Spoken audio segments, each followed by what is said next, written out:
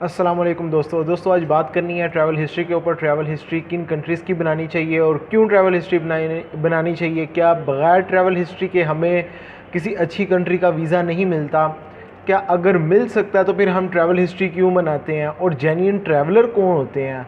और बेसिकली मैं आज इस टॉपिक पे बात करूँ, ये बात नहीं करूँगा कि यार कुछ कंट्रीज़ जो वीज़ा देते हैं बग़ैर ट्रैवल हिस्ट्री के, उनके ऊपर पे मैं ऑलरेडी बात कर चुका हूँ। अच्छा दोस्तों, मैं आपको वीडियो बना के दे रहा हूँ। मेरा काम है आपको एजेंटों से, कंसल्टेंट से बचा देना।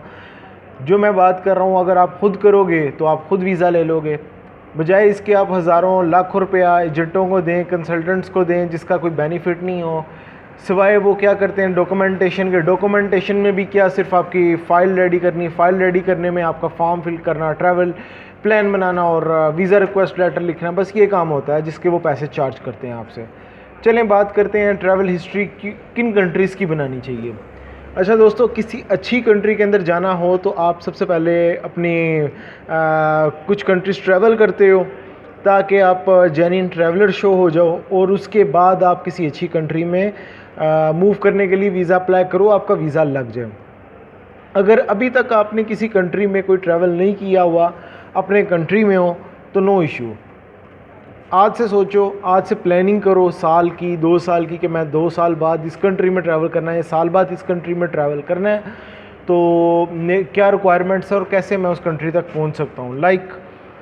आज मैं अगर दुबई में खड़ा हूँ, मैं बात करता हूँ कि मैंने 1 साल बाद अमेरिका, कनाडा, यूके या किसी भी अच्छी कंट्री में ट्रैवल करना है, तो कैसे करना है, तो क्या उसकी जो रिक्वायरमेंट्स हैं, जो उसकी एलिजिबिलिटी बनती है, मैं उसके ऊपर पूरा उतरता हूँ या नहीं उतरता हूँ। क्या मैंने ट्रैवल किए हुए हैं पहले या नहीं किए हुए हैं। अगर नहीं किए तो मैंने आज से स्टार्ट करने हैं।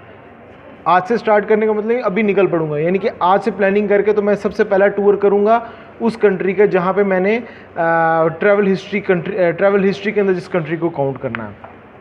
अगर अभी तक आप पाकिस्तान में हो, आप किसी कंट्री नहीं गए हो, तो सबसे पहले दोस्तों आप ट्रैवल करो सिंगापुर, थाईलैंड, मलेशिया, इंडोनेशिया और श्रीलंका का, या फिलीपींस का, या वियतनाम का। ये 5-6 कंट्रीज़ मैंने बताया, इनका आप टूर प्लान बनाओ और इन कंट्रीज़ को सबसे पहले टच करो। अच्छा, अभी काफ़ी लोग कहते हैं कि यार आप 3, 4, 5 कंट्रीज़ का इकट्ठा बताते हो। दोस्तों, मैं क्यों बताता हूँ 3, 4, 5 कंट्रीज़। अगर आप पाकिस्तान से मलेशिया की या फिर थाईलैंड, सिंगापुर वगैरह की फ़्लाइट्स देखते हो, तो जितना वो फ़र्क पड़ रहा है, आप एक कंट्री में थाईलैंड में अगर लेट्स सपोज कि अगर आप थाईलैंड का टूर लगा के आते हो 3-4 दिन का, 1.5 लाख रुपये आपका लगता है। अगर साथ में आप मलेशिया को इंक्लूड कर लेते हो, कितना खर्चा आ जाएगा? वही 1,75,000 रुपये तक आ जाएगा, यानी कि 15, 20, 25 हज़ार रुपये का खर्चा। अगर वहाँ से आप फ़्लाइट्स पकड़ते हो, किसी और कंट्री में जाते हो, 7-7 हज़ार, 10-10 हज़ार रुपये की फ़्लाइट्स हैं। लाइक सिंगापुर से मलेशिया जाना है, मलेशिया से आपने थाईलैंड जाना है, तो ये कंट्रीज़ की कितनी हैं? 7-7, 8-8 हज़ार, 10-10 हज़ार फ़्लाइट्स हैं, रुपए की फ़्लाइट्स हैं। इसका फ़ायदा क्या होता है कि आपको इमिग्रेशन क्रॉस करने का तरीका आ जाता है।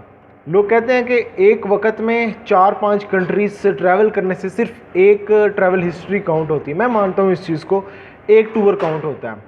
अगर 4-5 कंट्री, 3-4 कंट्रीज़ आपने इकट्ठे ट्रैवल किए हुए हैं एक ही टाइम ड्यूरेशन के अंदर, वो सिर्फ एक टाइम पीरियड के लिए वो आपकी ट्रैवल हिस्ट्री काउंट होगी। लेकिन उसका फ़ायदा ये होता है कि आपको इमिग्रेशन क्रॉस करने का पता चल जाता है, आपका एक्सपीरियंस ज़्यादा आता है, आपको एक्सपीरियंस ज़्यादा मिलता है, और प्लस आपका नॉलेज भी ज़्यादा आता है और कॉन्फिडेंस बहुत ज़्यादा इंक्रीज़ करता है, और कहीं ना कहीं वो आपको दूसरी ट्रैवल हिस्ट्री के अंदर आपका बहुत ज़्यादा काउंट करती है इस चीज़।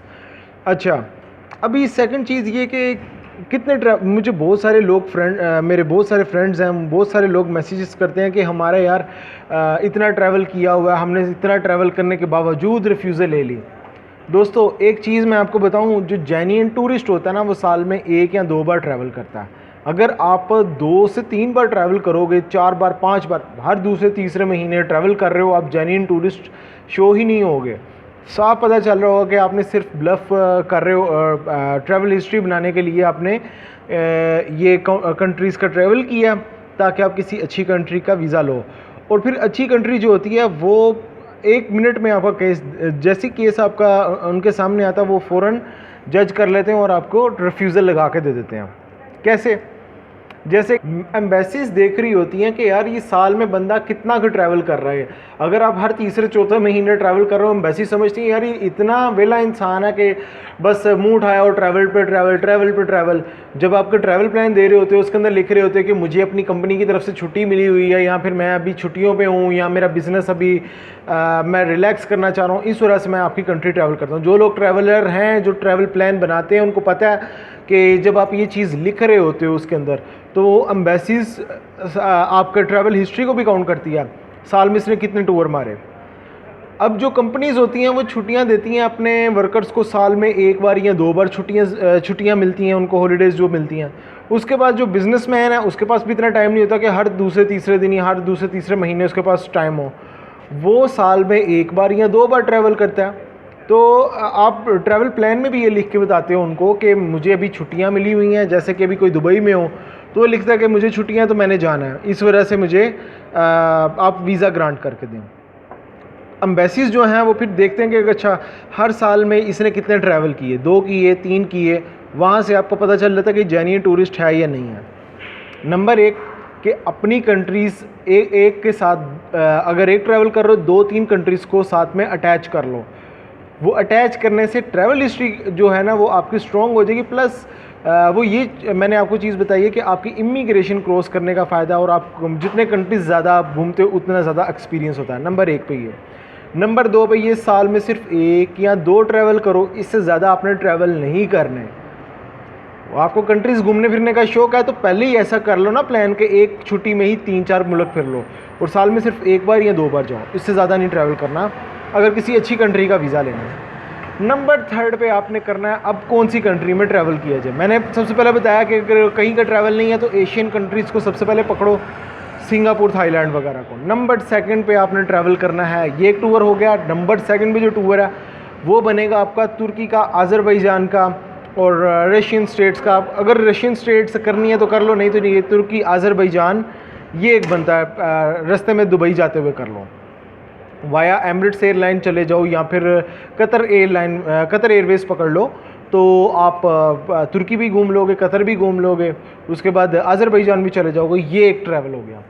नंबर 3 पे अगर आपने ट्रैवल हिस्ट्री बनानी है तो आप साउथ अफ्रीका वाली साइड पे जा सकते हो। South Africa plus Kenya plus Zimbabwe plus Egypt, ठीक है, ये कंट्रीज़ बहुत अच्छे हैं टूरिज़म के लिए, यहाँ पे आप जा सकते हो। अच्छा, उसके अलावा कोई रीजन बनता है तो वो रशियन स्टेट्स का रीजन बनता है। किर्गिज़िस्तान, उज़्बेकिस्तान, काज़ाकिस्तान, तुर्कमानिस्तान, ये जो कंट्रीज़ हैं ये रशियन स्टेट्स के हैं, तो इनका आपका ट्रैवल बनता है, आप इनको पकड़ सकते हो। उसके बाद नंबर 5 पे अगर आप कहते हो कि किसी और कंट्री का थोड़े पैसे खर्च करने हैं और ब्यूटी भी देखनी है, कुछ हट की चीज़ देखना चाह रहे हो, देन आप सफ़र कर सकते हो साउथ अमेरिकन कंट्रीज़ का, लाइक ब्राज़ील हो गया, उसके बाद गयाना हो गया, उसके बाद चिली हो गया, और अर्जेंटीना हो गया, क्यूबा हो गया। क्यूबा तो ये फिर आ जाता है कैरेबियंस में आ जाते हैं, ये साउथ अमेरिकन कंट्रीज़ आते हैं। या कैरेबियंस का अगर आपने टूर बनाना है देन आप क्यूबा वाली साइड जा सकते हो। और जो इस तरह की कंट्रीज़ आप देख लोगे, क्यूबा में मिडिल साउथ अमेरिका के साथ कैरेबियंस में कौन कौन से कंट्रीज़ आते हैं। मैक्सिको का वीज़ा आप ले सकते हो। ये जो कंट्रीज़ हैं ये टूर ये बनाने में बहुत अहम किरदार अदा करते हैं। नंबर 1 पे आप, मैंने आपको बताया एशियन कंट्रीज़ को आप ट्रैवल करो। नंबर 2 पे आप तुर्की वगैरह को ट्रैवल कर लो, ठीक है।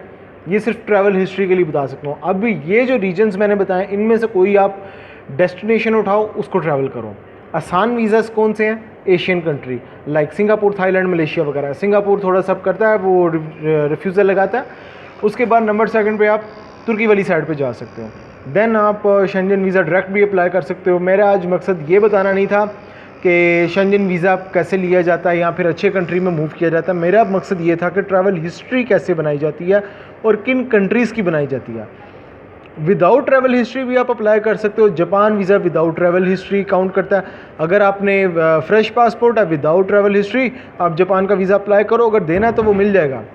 इसी तरह कुछ यूरोपियन कंट्रीज़ हैं, वहाँ पे भी आपको विदाउट ट्रैवल हिस्ट्री मिल सकता है।